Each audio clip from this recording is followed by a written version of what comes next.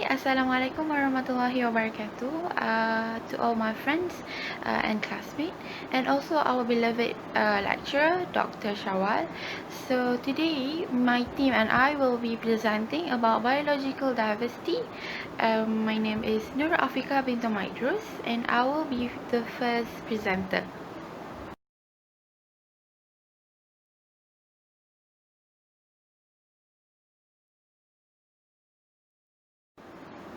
So, according to the World Wildlife Studies and reports, more than half of diversity in Earth has vanished since 1970s. Right. So, nature is disappearing in front of our eyes. There has been a great danger happen. Extinction of over 1 million plants. Uh, Human species are happening because of human distractions, right, that been affecting them, such as deforestations, pollutions, global warming that we made, human made, right? So because of that, the demand for biological resources has been rising, following the populations. Hundreds of years, uh, following the population growth, we demand for change, right? We need to have a better future to live with animal and with animal and plants. So especially because of human and environmental interactions, because water, air, and food are all rely to diversity. Because if we have because when we have we because when we have unbalance of diversity, there will be not enough of food, and also not enough of resources, oxygens, for us to live, right? Because um, without biodiversity, there is no balanced future. Alright, because biodiversity is a variety of life, including all its interactions and form. And of course change will happen. Change will happen following years, right? But in order to have a sustainable future, the change will need to be explored. We need to be to look at the effect, so that the important natural resources can be protected, right? Because this issue is not new to recognize. A transition, we need to have a better plan for the future, and better policy to boost up our capacity to protect our biodiversity, healthy biodiversity, to have a better future. Mm. So my friends will next presenting more about biological diversity. So I hope you guys proceed to the next slide. Thank you. Hi, Assalamualaikum warahmatullahi wabarakatuh. My name is Kalsum binti Mohamad Nasir, and I'm going to continue with the explanation regarding biological diversity. Okay, what we can understand from biological diversity, it encompasses all levels of natural variation, from the molecule, and the genetic to the species level. Okay, mostly we have interactions with biological diversity through the enjoyment of the what we call that a common or beautiful form of life, or even through the suffering caused by the pest, by the disease and parasite. So there are three elements under biological diversity, which are genetic diversity, habitat diversity, and also species diversity. Okay, let's start with genetic diversity. Okay, the interpretation of genetic diversity refers to the diversity of the genetic variability within species. Okay, in simple words, each of us, each of individual species has its own source of their own unique features. We have a different features of each person. Okay, for instance, human beings, we have a huge variety people's faces, which based on what we call that person's genetic individuality. Okay, so in terms of animal, it can be seen through the thousands of breeds of dogs, and as for the plants, can be seen through the numerous variety of roses.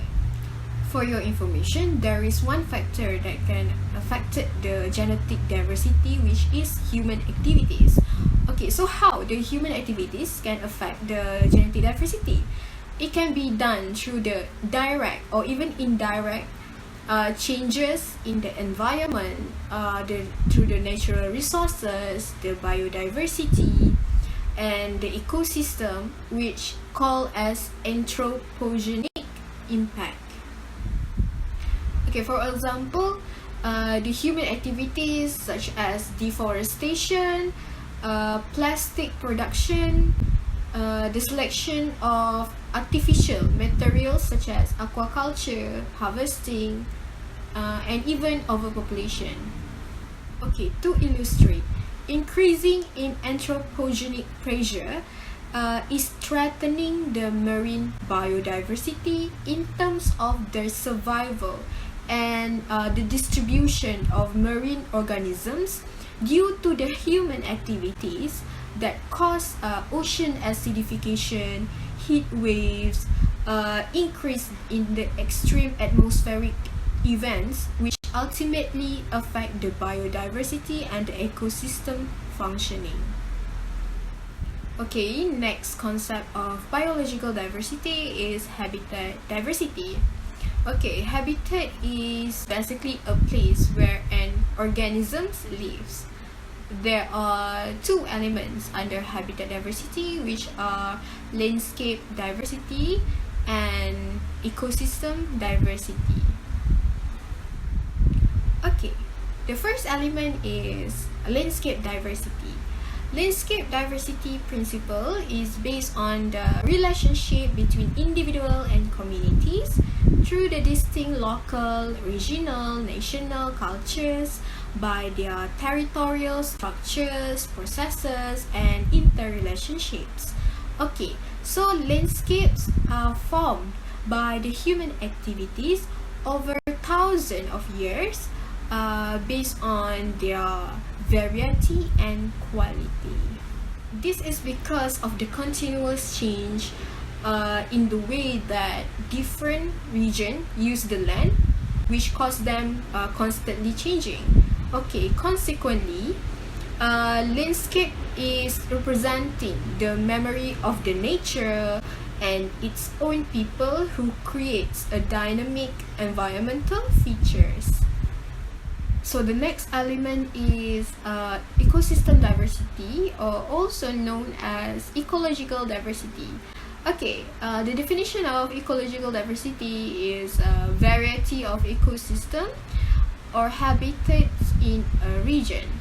Okay, an ecosystem, it comprises a group of species, their climate, and their relationship with each other. Okay, for instance, a river, a forest, a mountain, a sea, including the entire earth, is a part of ecosystem. In a nutshell, an ecosystem can be defined as a complex unit which the composition, the nature, the functions of the several elements within are constantly changing rapidly with time. Okay, the last concept of biological diversity is species diversity. Okay, so in general, there are two ways in order to measure the species diversity based on these two approaches, which are species richness and species abundance. Okay, the term of biodiversity, meaning that the prevalence of animals, plants, microbial species, which is correlated with the diversity of living organisms. Okay, the most of the Earth species are insects and microorganisms. However, it is not reflected the types of species that have been described even until now. Furthermore, there are several definitions to describe large organisms. Okay, for example, for those that considered as attractive or appealing, such as beautiful plants, flowers, and butterflies, and there are also those that resemble humans, such as the mammals, and they also have those that have a direct impact towards human, such as the pest. Besides, there are several key threats towards species diversity, such as overexploitation, deforestation, and habitat conversion, which happens on local, regional, national levels, which this cause a gradual loss of biodiversity. Additionally, natural stability is destroyed by the introduction of organisms to the new habitats. So the extinction of the species will affect and induce the imbalance among the other species. Hence, every species that will carry over all the position of the other missing species will not functioning as it used to perform.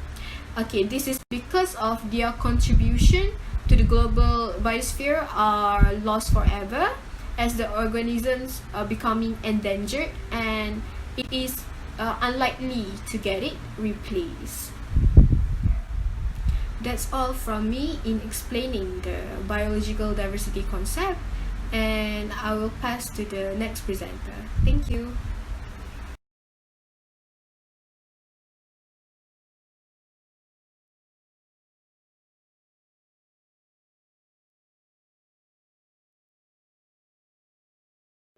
Bismillahirrahmanirrahim. Hi, Assalamualaikum warahmatullahi wabarakatuh. My name is Mohamad Syahmi bin Nasir, and I will explain about factors of increasing biological diversity.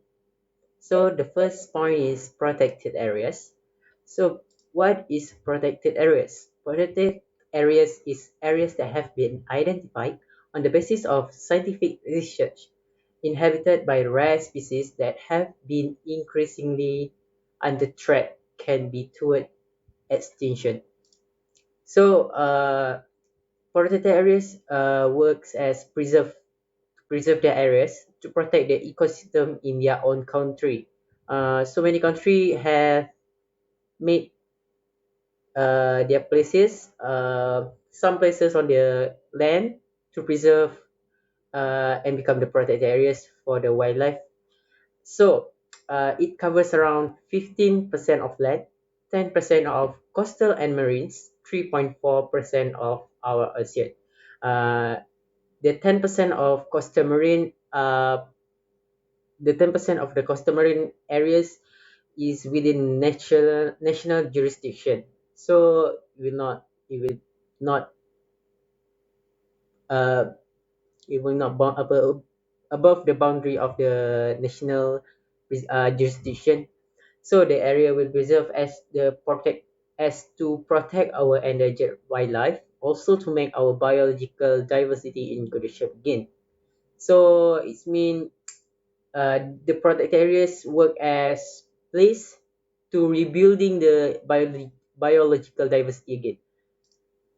So, for example, coral reef and green turtle.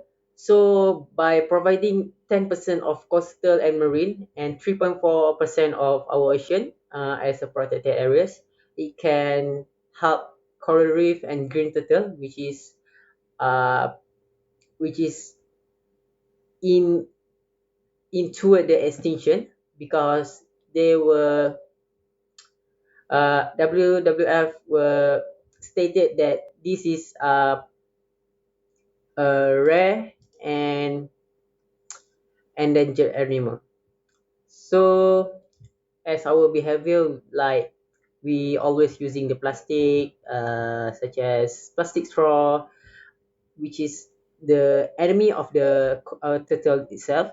So by making a campaign to stop using a plastic straw, so citizen must help the government to do this campaign together and avoid using the plastic straw to protect our wildlife and preserve and protect our biodiversity. Thank you. So the next point is rewilding. What is rewilding? Rewilding is a form of environmental conservation and ecological restoration and has significant potential to increase biodiversity. So, rewilding means an animal who has lost on their country within a long years ago have been rewild again. So it's mean when the areas doesn't have that kind of species, the government or suitable position must provide that animal who has been extinct for many years and become appear again. So by reintroducing lost animal species to natural environment, as I said, as I explained earlier, so it can restoring the connectivity between the food chain and can be reintroduction to the predator who has long forgotten their prey, such as, for example, on the Bad Berleburg region of Germany in 2013. Uh, eight European bison were released into the wild in the Bad Berleburg in 2003. So the area has been extinct by their prey over 300 years.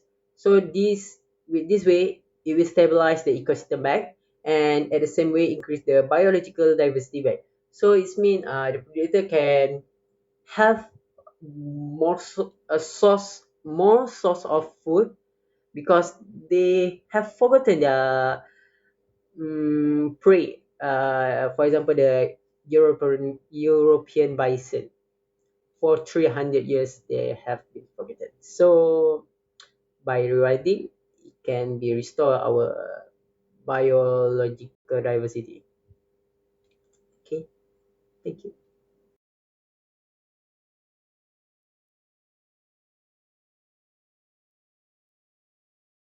Okay, so for the next slide, I would like to explain about the factors that may decrease the biological diversity.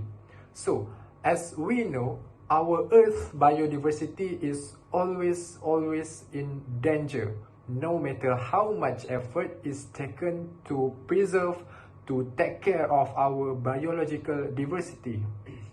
So, for example, in the present area, human activities and human beings, they cause a lot of destructions towards all of the biological diversity, and this indirectly will lead to the factors of loss in biodiversity. So one of the factors is the environmental stress. So when we are talking about the environmental stress, of course, in our minds, nothing else, it is about the pollution. So pollution is one of the major threat to the biological diversity, and it is the most difficult problems to overcome. So of course, this including water pollution, soil pollution, air pollution, and also agriculture pollution by human. So you know, in this world, some polluted regions can be the dead zone. So the regions can be the dead zone because the condition of that regions cannot sustain any life form anymore. So this is what happened to the forest in Czechoslovakia country. So the forest in Czechoslovakia country, there is about 70% of destructions of forests due to acid rain by human activities. So in this context, it is not only affects towards the flora but also towards the fauna, whereby it affects both terrestrial animals and the aquatic species, as the acid rain will acidify the surface and bodies of water and land.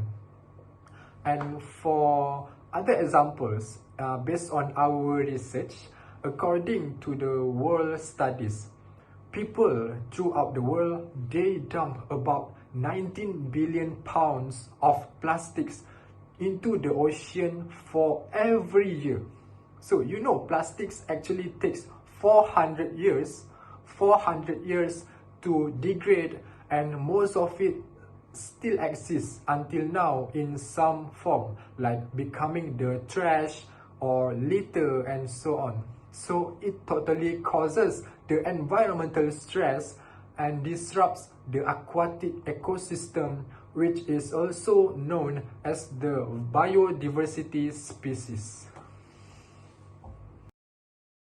Okay, so we move to the second point, the factors that may decrease the biological diversity, which is the overexploitation of resources. So overexploitation of resources, basically it is linked and closely related to a severe limitation in the supply of essential resources. In simple words, people will face the shortage of resources problem. It can be either the food resources, water supplies, and also natural resources. So in this situation, they will do a lot of exploitation towards all of these resources, through the ocean exploitation, through the forest exploitation, and so on. So this matter actually becomes troubling when it comes to the legal and illegal human activities. So for example, of human activities are such as over-harvesting, overfishing, over-hunting, excessive logging, and also illegal trade of wildlife. So you know, all of these activities are usually done by irresponsible parties, whereby they try to take an advantage on the behalf of their business, but they did not aware about the importance of the biodiversity itself. So this is what happened to the country like Philippines.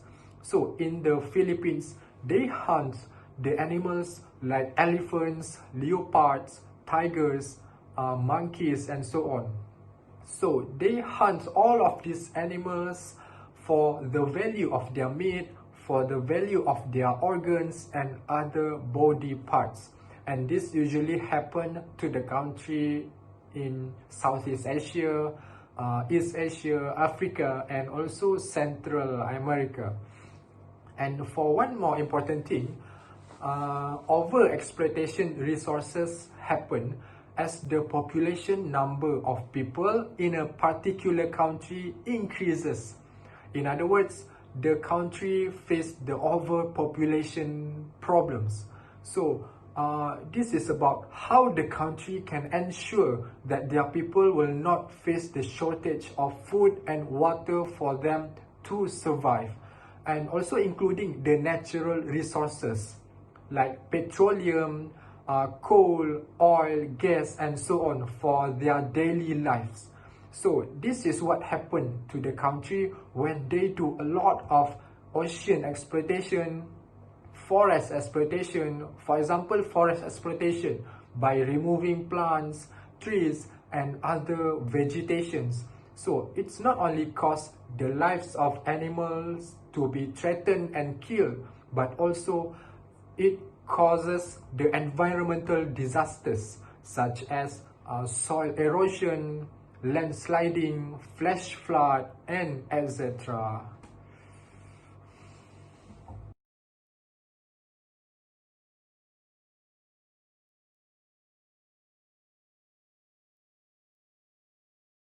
Assalamualaikum and hi to Dr. Shawal and fellow friends. My name is Asniza, so I would like to present on the preservation effort.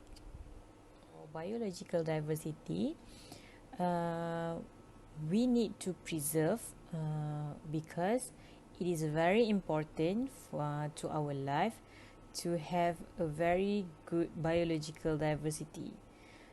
Okay, firstly, the first preservation effort is giving an early education to the society so that they will know on how important is the biodiversity to our surrounding and also to our own for the humans and also all the living things.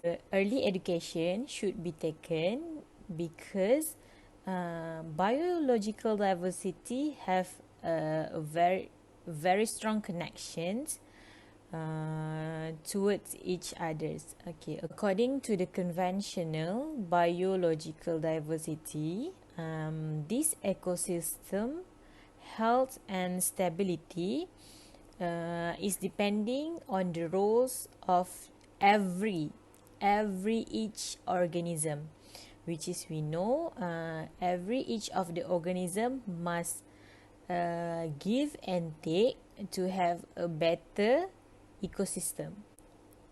Other than that, 40% of world economy are depending on the biological resources. For example, the fuel, also for the farmers, that one is the economy that can help human. The more early education that people has, it will stress the government to make sure they will take an action towards the biological diversity health. Okay, as we know, the government will only take action on what people's needs or what people's demands. So if we demand for a better biological diversity, then the government will stress on that point for the environmental protections. Okay, the second effort took for the biological diversity, which is to take care of the biological diversity, is restoration of habitat. The restoration of habitat in a specific place. This restoration of the habitat can help actually the supposed ecosystem where all the organisms that need to stay in their habitat can, so that it can support each others. Hence, bringing back the habitat to its own natural state, the impact can actually be positive. For example, this restoration of habitat occurs in Yellowstone National Park, where the wolves been returned to the region. And it's supposed place so that they can eat or they can eat or they can do the supposed routine as a wolf. Hence, this restoration effort took place in the 1980s, where it's involved aging dams. These dams are being considered for removal rather than replacement. Restoration of the habitat can really help the habitat itself, so that they are not being forced to do whatever they should do, and they can freely do whatever. In a nutshell, biodiversity preservation effort really helps to recover the complete ecosystem. And also, as a human being, we are the one who need to preserve and protect the biodiversity for our own better future. That's all from me. Thank you. So you guys have reached at the last slide.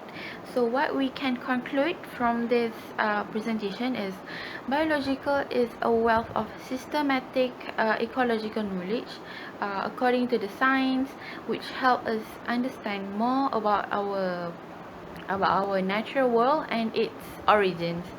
So biodiversity is not just a working environment, it also a food, provide shelter and clothes to us and other material resources that we need. So the global economy is at least 40% dependent on the biological capital. So the richer the diversity of life is, the greater the likelihood of medical discovery, economic growth, and also adaptation. Our adaptation to natural disaster and also climate change. So because of that, it is very important to have a healthy biodiversity, because it increase efficiency in ecosystem where we have certain value to achieve, in this world.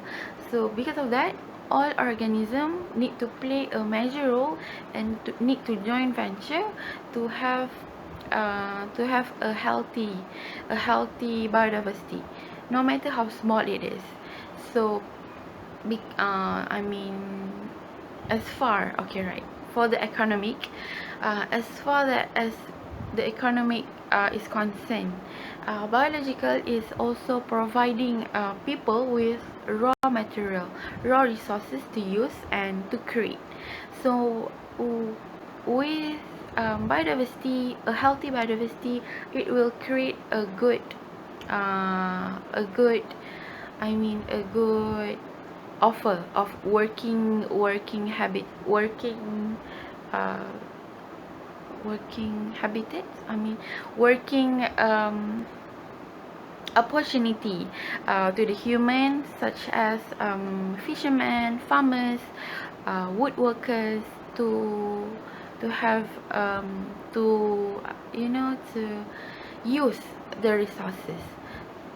Because of this process, we can have a clean air, we can obtain a clean water to live, and also many ecosystem services such as wastewater treatment.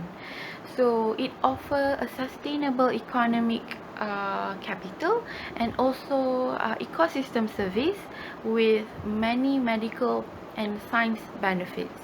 So to conclude, the economy relies on biodiversity. So I hope that you guys have understand our presentation, and I hope you guys are having a good day ahead, and thank you for watching.